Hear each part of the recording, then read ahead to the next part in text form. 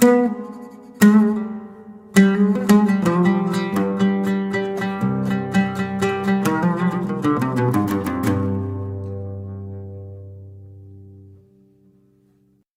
al-Rabbi Yasu'a al-Masih, and welcome back to Phil 210 and question and answer from authentic Hadith.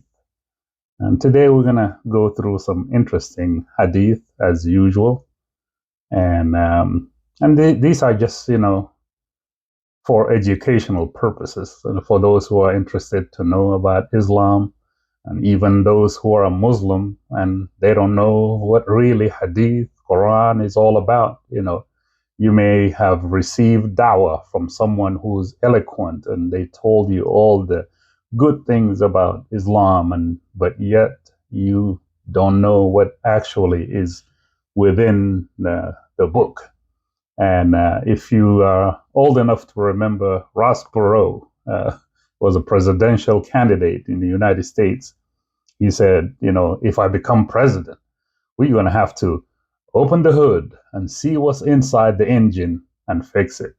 So we're going inside the engine so that you could make up your mind, with having the right information. So let's go. The first question is concerning wudu. Wudu is, this is the ritual that Muslims perform before they pray. And, if there's water, you clean your hands, your elbows, your feet, under your feet, and just different places before you go pray. But the question here is concerning the face. Yes, we know we have to clean here, there, whatever. Like, what should a Muslim clean around their face before they go to pray? And as usual, we go back to our trusted source, Sahih al-Bukhari, 3295, narrated Abu Hurairah. The Prophet, Yabadabadu, said, if any one of you rouses from sleep and performs the ablution, the ritual cleaning, he should wash his nose by putting water in it and then blowing it out thrice, 3 times. Of course, they get 3 and the 7 and the 70. They get that from the Bible. So because Satan has stayed in the upper part of his nose all night. So if you're a Muslim and you thought you had sinus problems when you go to sleep, no.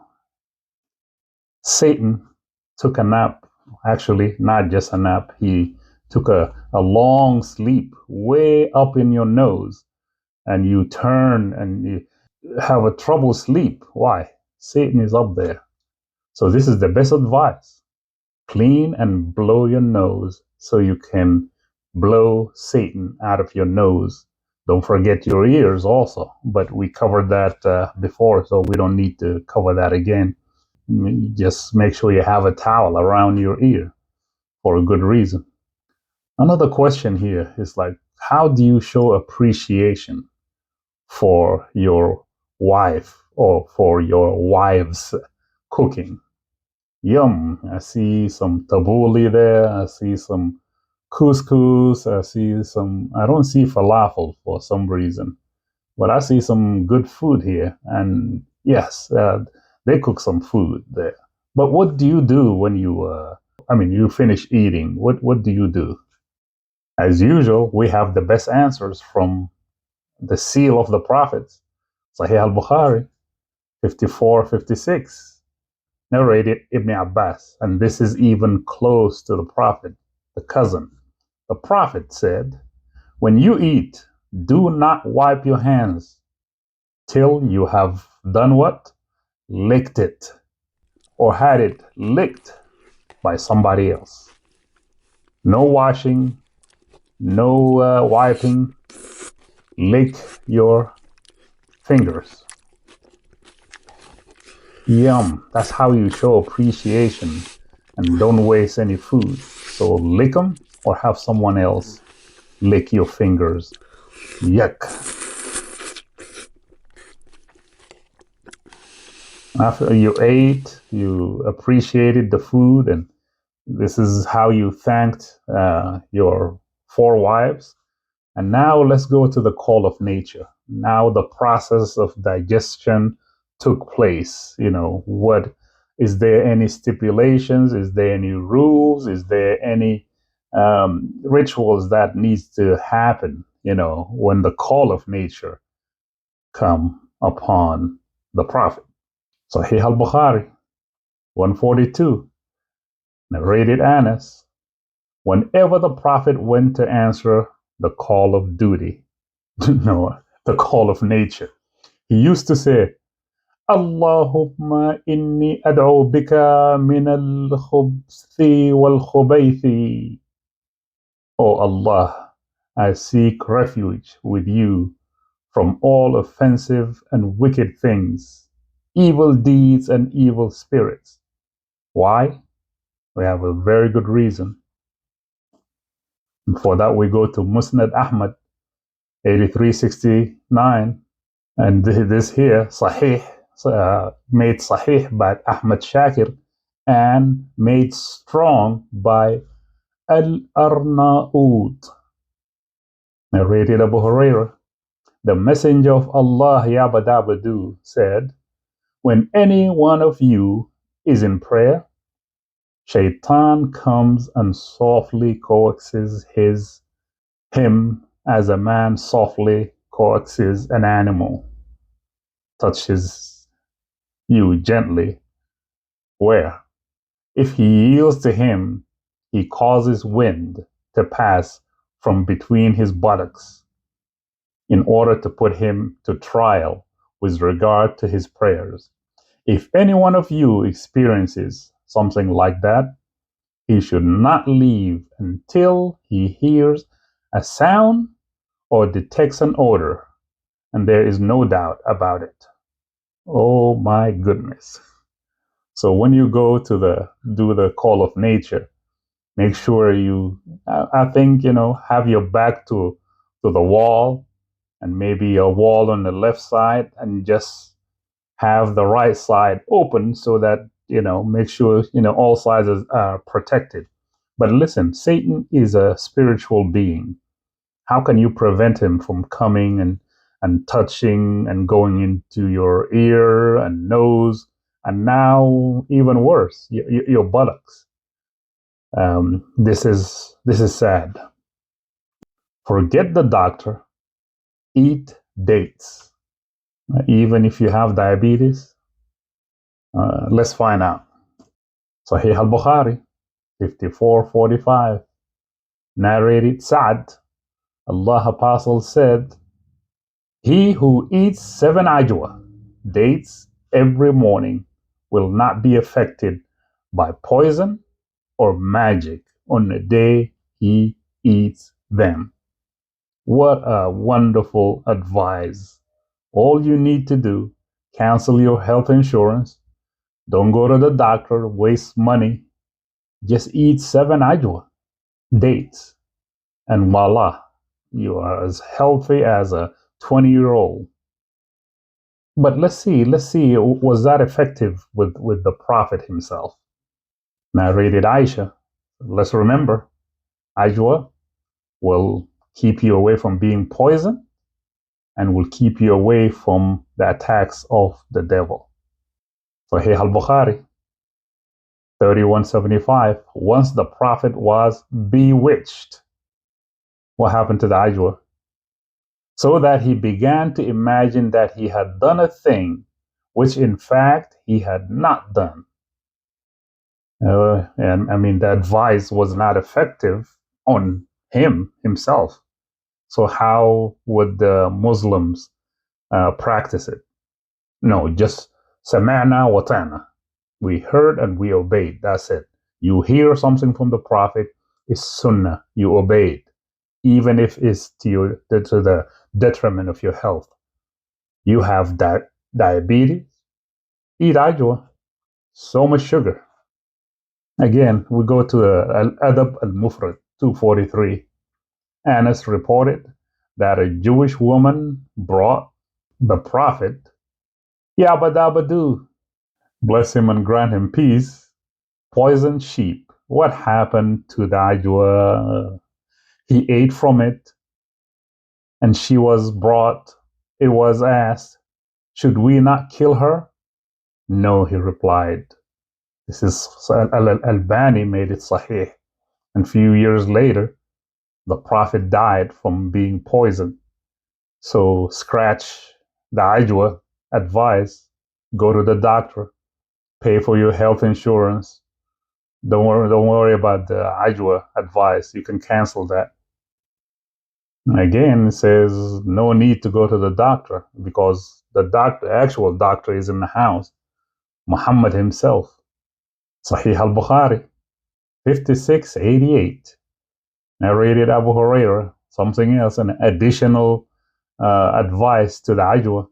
I heard Allah Apostle saying, there is healing in black cumin. Oh, for all diseases. Cancer, diabetes, high blood pressure, headaches, cramps, every disease except death. So if that was true, why do we need doctors? Why do we need hospitals? Just eat cumin all day long. We keep hearing Islam is the religion of peace. Islam is a religion of peace. Is that true? And for that, we have to go to the author of Islam. Where else do you go? Jami' al-Tirmidhi, 2700, narrated Abu Huraira. The Messenger of Allah said, do not precede the Jews and the Christians with salam. That means don't say salam alaikum to Jews and Christians. And if one of you meets them in the path, then force them to its narrow portion. In another hadith said that force them to where the sewage runs. You know why now Hamas and Hezbollah are attacking Jews and Christians. They have their marching instructions from the Prophet of Peace. And according to Time magazine, a few years back, he was Man of the Year.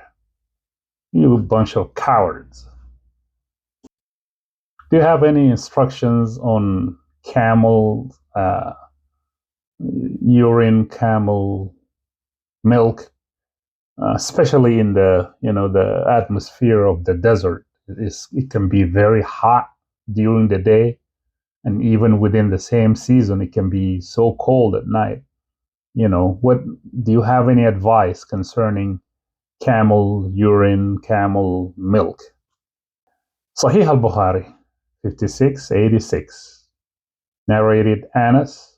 The climate of Medina did not suit some people, so the Prophet ordered them to follow his shepherd, i.e., his camels, and drink their milk and urine as medicine.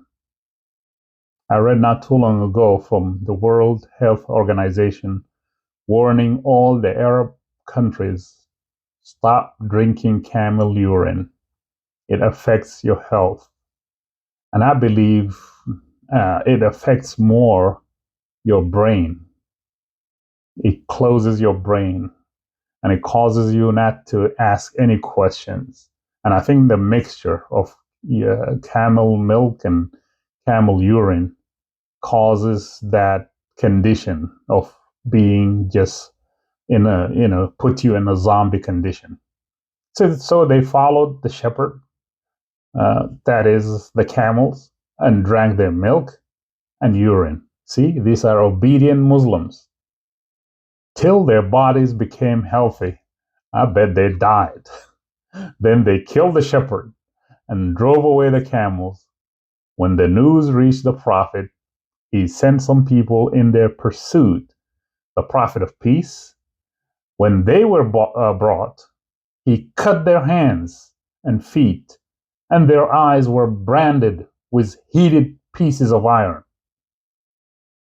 Oh my, the Prophet and the religion of peace. This is how you deal with the followers of Islam. Let's go to nikah. Nikah is sex, but they translate it into marriage. Marriage in Arabic is zawaj. That means pairing. But here in Islam, there's this nikah contract. There's no marriage. So you see these people here, I'm not making this up. And it's like, this guy, is interested in this lady and he goes to her and he asks her, is 3 days okay? And she tells him, I do. What does that mean? Is there any background to that? Of course. Sahih Muslim 1405. Bin Urayj reported. Ati reported that Jibir ibn Abdullah came to perform Umrah, and we came to his abode, and the people asked him about different things, and then they made a mention of temporary nikah. Whereupon he said, yes, we have been benefiting ourselves by this temporary marriage. Actually, it's nikah. Any person that listens hears this. Does that make sense that you're going into a marriage with the intention of it being temporary? And not only that, 3 days or 3 hours or 3 days during the lifetime of the prophets, they said they benefited from this temporary nikah. What is pleasure marriage? Is pleasure nikah is sex just with the purpose of pleasure, not having a relationship with a wife and husband kind of relationship. So they said they benefited from that during the life of the Prophet and during the time of Abu Bakr and Umar. So you hear a lot of Sunni people then when you say nikah muta, they said, oh no, that's Shia. You go to the Shia, they said, no, oh no, that's Sunni. Look at this, and this is from Sahih Muslim. They say the Prophet, and during the time of the Prophet, and during the time of Abu Bakr and Umar. So just squash all the other opinions. Okay, so what is this here? He already they had an agreement. 3 days. She said okay, but now after the 3 days, the guy comes to her, and I think he enjoyed her company. He said, okay, should we go for an extension? And she says yes. Are we making that up, or there is evidence for that in the books of Islam? Sahih al-Bukhari 51:19. Allah Messenger Yabba Dabba Doo said, if a man and a woman agree to marry temporarily, their marriage should last for what? 3 nights? And if they like it, if they like to continue, they can do so.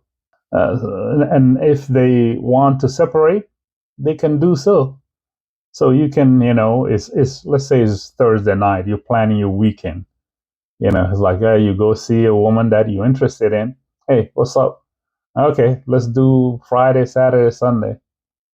Monday morning, the weekend was good. It's like, oh, can we do maybe continue until next weekend? And she says yes. You continue, and that's a marriage, by the way. If she says no, like, hey, I gotta go with someone else. You just move on. That's the religion that is coming supposedly from Allah. And by the way, this is all we can handle for 1 week. This is all the hadith and prescriptions for healing, medicine, relationships, eating, and going to the bathroom. You don't need to go anywhere else to find answers, but to the Yabba Dabba Doo Prophet. We'll see you next week.